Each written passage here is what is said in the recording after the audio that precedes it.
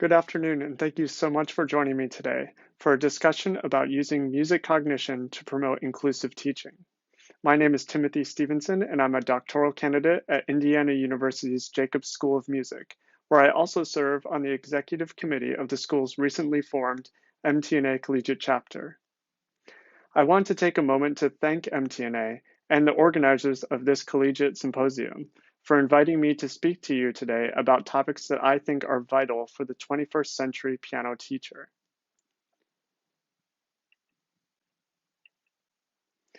As members of MTNA collegiate chapters, most of us occupy a really unique position at our respective schools. We are simultaneously teachers and students. So we have a lot to navigate between our experiences in lessons with our piano professors and our roles as teachers ourselves. Whether that be in group classes or private lessons for music majors, non-music majors, or even pre-college students. This can become very difficult because the predominant model for piano instruction is deeply entrenched in the tradition of classical music education, and we, the student teachers, are compelled to focus our energies on the student role above the teacher role. So as student teachers, why should we spend our energies thinking about inclusion at all? Randall Everett Alsop wrote a fantastic article that I've included in the handout. He talks about how in the 21st century, there has been a profound shift in how quality of education is determined, with the focus now weighing most heavily on learner outcomes rather than pedagogical inputs. In other words, quality education is not determined by the knowledge or skill of the teacher, but by how effectively each student develops. This is a very big deal for music education if you think about it. Traditionally, classical music is taught through the master-apprentice model. It is most likely that you chose your institution for the teacher with whom you are studying. I know I certainly did. And young musicians and their families go to great lengths to study with the most prestigious artist teachers around the world. Alsop calls these masters routine experts. They are masters because of the depth of their experience and their expertise, their accomplishments and accolades in the field of piano performance. And we, the apprentices, hope to learn what they know in a model that somewhat resembles vocational school. This is so embedded in the world of classical piano that it seems impossible to imagine it any other way. To me, this model does not allow for a discussion of inclusivity. The focus and the goal of the master-apprentice model is to become a master, to develop one set of skills to such a degree that others will seek us out to teach them what we know. Where is the student experience in all of this? And why should we really care about inclusion if this is our primary objective? After all, not everyone can be a master, so it is the privilege of the few, with the burden of learning falling on the apprentice. As student teachers in the 21st century, we are stuck in a difficult place. Many of our piano professors devoted to the tradition of classical music are embedded in the master-apprentice model, but we are faced with reconciling that tradition with the realities of our current world. Our students are not competition winners, and we are not master artist teachers. So it is difficult to justify and commit to the teacher side of our roles. Teaching duties at school become something of a chore, with a profound disconnect between our musical experiences as students and our teaching skills and development. If you're lucky, you are at an institution that has a piano pedagogy program that can help you to navigate this disconnect and develop your teaching skills. However, even then, there remains a stigma that we are wasting the time that we should be spending as apprentices. And given that closed model that classical music has always followed, it makes sense that this attitude exists. The way I see it, student teachers have three choices when it comes to our teaching roles. We can just not care about them. We can pretend to be the master and emulate what we see from our own teachers. Or we can join the 21st century model of quality education by focusing our energies on becoming student-centered teachers. As John Dewey puts it, we can become students of teaching. And this, I believe, is a necessary mindset for understanding and engaging with inclusivity in music education. In the words of Alsop, it is not enough to teach what we know. Teachers must be aware of how we teach, what relationships are being constructed and why, and the manner in which the learning environments we create endow our associations with the possibility of good or ill. But of course, since you are here at the Collegiate Symposium, learning from your colleagues and contributing to the field of music education, you are already in the right mindset. Yay! Diversity and inclusion have been hot topics in classical music for decades, with several terrible events of recent years reigniting the necessary and vital conversations that will hopefully lead to real change in the field. One of the few positive outcomes of the turbulence of the past year was that 2020 saw entire music conferences, festivals, and series devoted to promoting inclusive practices in classical music on the grounds of race and ethnicity, gender, sexual orientation, and many other dimensions in an unprecedented volume. Without diminishing the incredible and necessary work that is being done in these areas, I would like to propose that we as music teachers can add to this list and examine how we perceive, discuss, and analyze and engage with musicians and music students by utilizing the field of music cognition. Like all discussions regarding diversity and inclusion, there are two necessary steps: awareness and action. Becoming aware of the problem involves research, understanding, and listening. Action requires humility, utilizing that awareness and applying it to everyday life and occupation. To start, if you haven't heard the term music cognition before, that's okay. It is a relatively new division of academic study and has often been integrated into the fields of music theory and music education. The Eastman School of Music defines music cognition as an interdisciplinary field concerned with applying the methods of cognitive science, experimental, computational, and neurological to musical issues and problems. Advocates for music cognition praise its ability to meet the challenges of applying scientific means to musical ideas, accounting for music's cultural conventions, and relating music as experienced to the discourse that we use to describe it. And today we will discuss a very specific phenomenon that deserves the attention of both music cognitivists and teachers that are interested in developing inclusive teaching practices. For hundreds of years and over thousands of pages of research and writings, philosophers, scientists, psychologists, behaviorists, and more have debated the existence of talent as a precursor for success in a given field. We started out assuming that people were just born to be what they are, but the born versus made argument has evolved significantly as science has informed our understanding of human behavior. In recent decades, the prevailing theory about expert performance stemmed from the research of K. Anders Ericsson. Perhaps you've heard of it. The idea is that deliberate practice accounts for differences in skill level among individuals, and that innate talent does not have a significant effect on overall ability.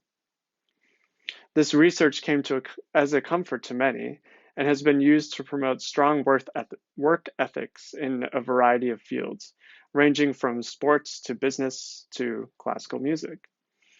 Unfortunately, Ericsson's research has been all but disproven. A 2016 article by David Hambrick and his colleagues points out several challenges to the deliberate practice theory, circling back to the idea that talent does indeed play a role in achieving expertise, along with several other factors, including opportunity, basic ability, personality, developmental factors, genetics, and more. And if you're interested in reading the article, I've included it in the handout. You should check it out. In classical music, we hear the word talent constantly. You would have a hard time finding any agency that doesn't have the word talent on the front page. And I think it's safe to bet, it's a safe bet that every single one of you has had at one point or another someone tell you that you are incredibly talented. It's hip and it's trendy, but what does it really mean? Again, there's a lot of research out there, especially for pedagogues, about which skills one needs to achieve success in music. For pianists, talent may account for above average fine motor skills, for example, but that can be learned through deliberate practice. So what, if any, innate ability is absolutely necessary for musicians? In the late 20th century, when music education began to see the spotlight of national attention, Edwin Gordon developed the theory of audiation. He defined audiation as the hearing of music in one's mind when the sound is not physically present. Over decades, Gordon refined the use of audiation, parsing out 7 different types and 5 different stages that provide musical meaning to sound, suggesting that the ability to audiate was a necessary precursor to musical ability. In Gordon's words, audiation is to music what thought is to language. Consider language, speech, and thought. Language is the result of the need to communicate. Speech is the way we communicate. Thought is what we communicate. Music, performance, and audiation have parallel meanings. Music is the result of the need to communicate. Performance is how this communication takes place. Audiation is what is communicated.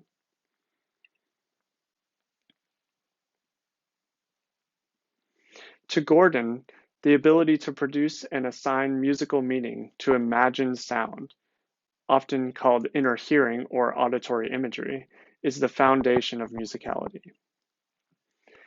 What we hear in our heads is what is communicated through our performances.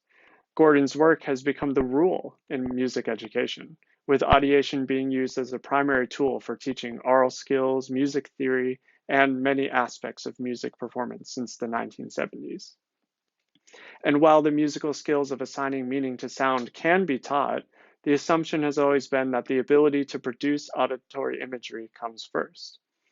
Recent work on audiation has been continued in the music cognition field by Dr. Andrea Halpern, whose research examines how vividness of auditory imagery impacts performance on musical tasks. So it is safe to say that if we have to define musical talent, we need to include vivid auditory imagery or above average ability to audiate. This is not an unusual idea when we think about musical geniuses. Mozart himself talked about symphonies playing in his head. Even our dear Jacobs professor, Emil Naumoff, has talked about waking up in the morning with a symphony of tunes playing themselves in his mind, just waiting to be written down. But what about for the rest of us? We probably don't hear symphonies. Maybe some of us do. But for many musicians, audiation, whether we use the term or not, is likely a commonplace idea and something that we are doing all the time. It's shown in the ways that we talk about music. That piece is stuck in my head. It always sounds better in my head. You need to hear the note before you play it. And a masterclass favorite, you need to hear the end of the piece before you begin. It goes hand in hand with the idea of imagination, creating a world of sound, imagery, and emotion in your head that is communicated outwardly through music. On a personal note, I went through 10 years as a piano student in higher education, and I always felt like I was missing something. I could play the notes, but in terms of music and musicality, my friends and colleagues got it, and I just didn't. When it came to auditory imagery, I couldn't understand what it meant to hear something before I played it. Even those silly Facebook posts, read this sentence in the voice of Morgan Freeman, made no sense to me at all. It was not until a little over a year ago that the pieces sort of fell into place when I learned about a phenomenon called aphantasia. In 2010, Adam Zeman and his team of researchers in the UK coined the term aphantasia as a lifelong absence of a mind's eye, or the inability to produce inner visual imagery. Since then, numerous studies have built upon Siemens' findings, with articles published as recently as May 2020 that suggest that 2 to 3% of the population have some form of aphantasia. To get an idea of what aphantasia is, here's a little activity. If I show you this apple, and then I ask you to close your eyes and recreate a picture of that apple in your mind, can you conjure up that image? A person with aphantasia would know what the apple looks like, but the mind's eye would show black, with no image of the apple. Some interesting aspects of Siemens' work and later studies are that many test subjects who identified as having aphantasia also reported having zero sensory imagery at all. In other words, no ability to visualize, hear things in their heads, conjure up smells in their minds, or imagine the physical feel of an object. This has since been termed total aphantasia. And while the research has yet to become mainstream, it has certainly generated a lot of interest. After Siemens' first publication in 2010, his team was contacted by thousands of individuals who reported having similar experiences to his subjects with aphantasia. His most recent 2020 article featured data from over 2,000 aphants. Circling back to the topic of this presentation, inclusive teaching practices. Let's think again about our definition of musical talent, which includes that assumed ability of audiation or auditory imagery. If 2 to 3% of the population does not have this ability, does that mean they shouldn't study music or have no hope of becoming great musicians?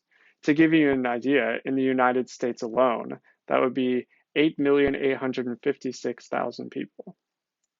That's a lot. Some music teachers have made their positions quite clear.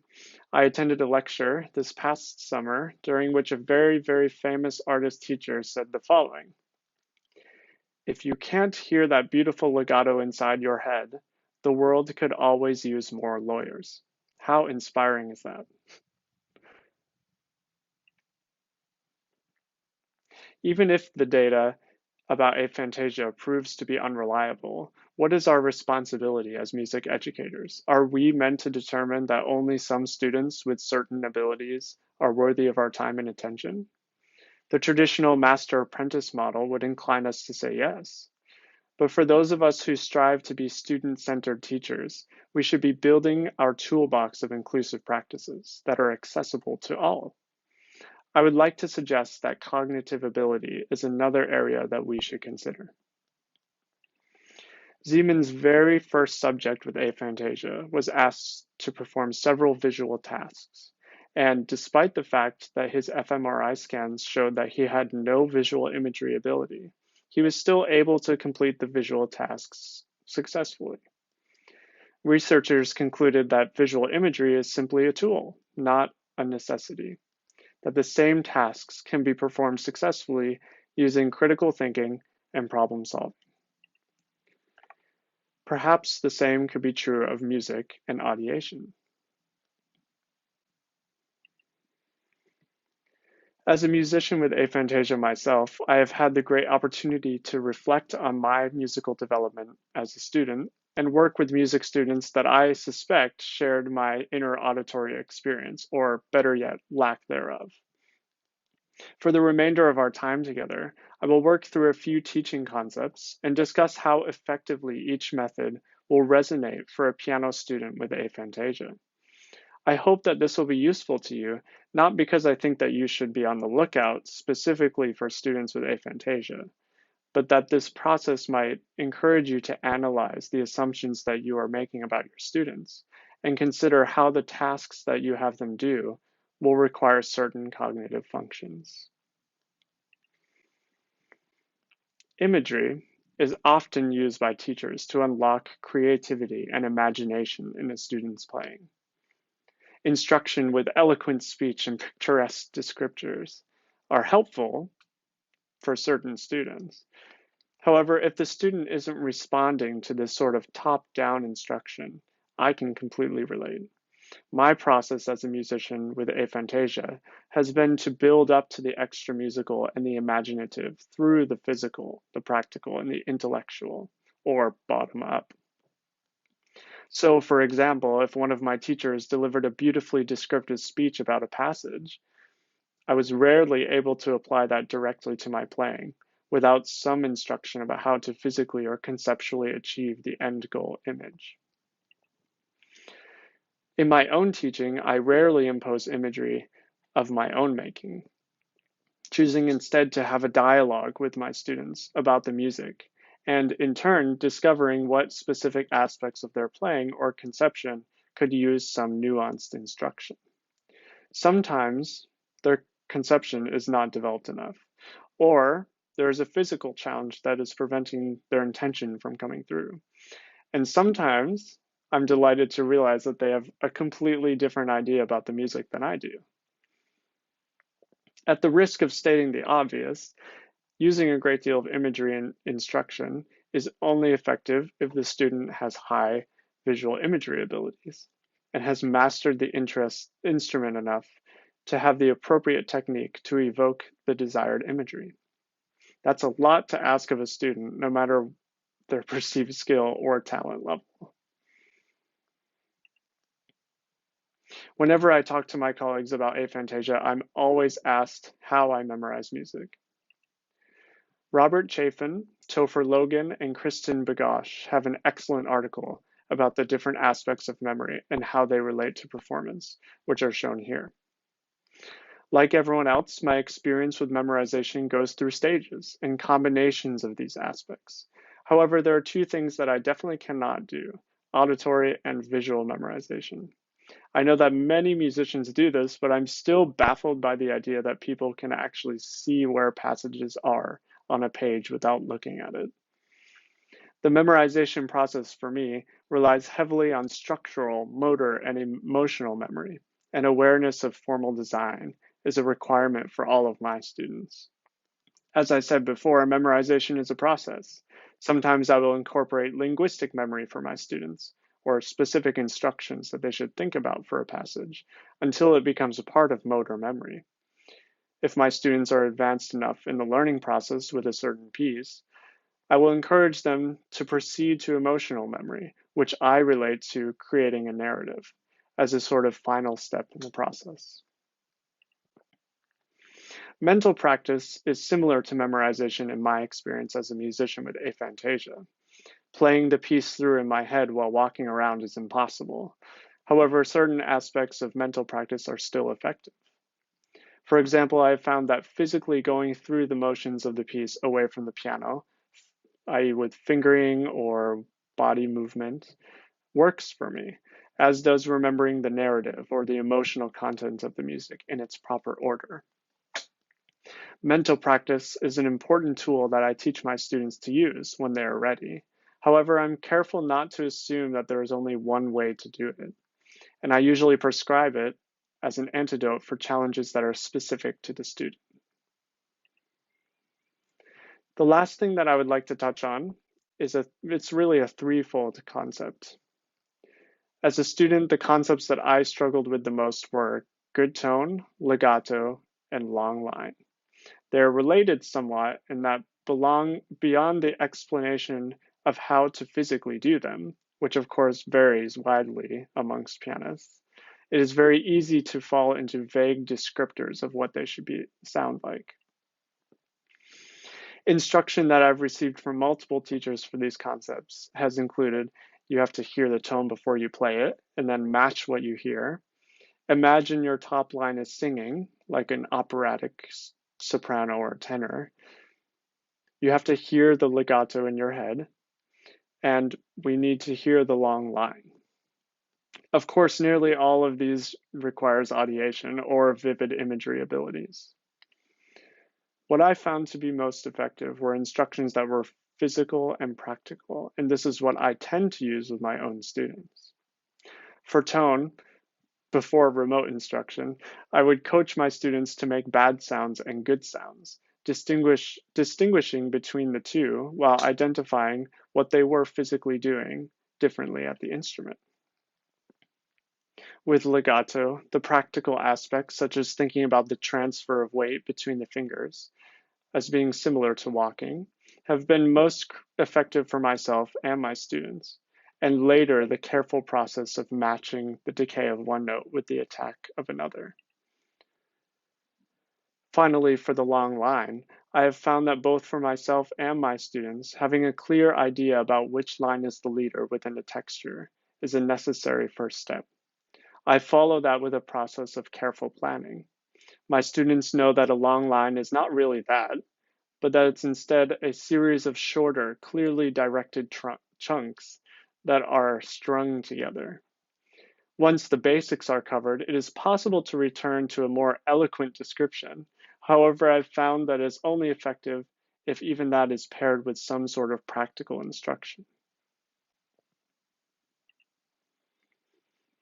I hope that this presentation has given you some ideas of your own about how awareness of various levels of cognitive ability can help you to develop inclusive teaching practices. Thank you so much for your time, and thank you again to MTNA for hosting this Collegiate Symposium. If you have any questions or want to share your thoughts with me, please send me an email. I would love to hear from you. I wish you all a wonderful new year and hope that 2021 will show that we can build upon the work that has been done in the areas of diversity and inclusion to evolve classical music into a creative field that celebrates potential, growth, and learning for all.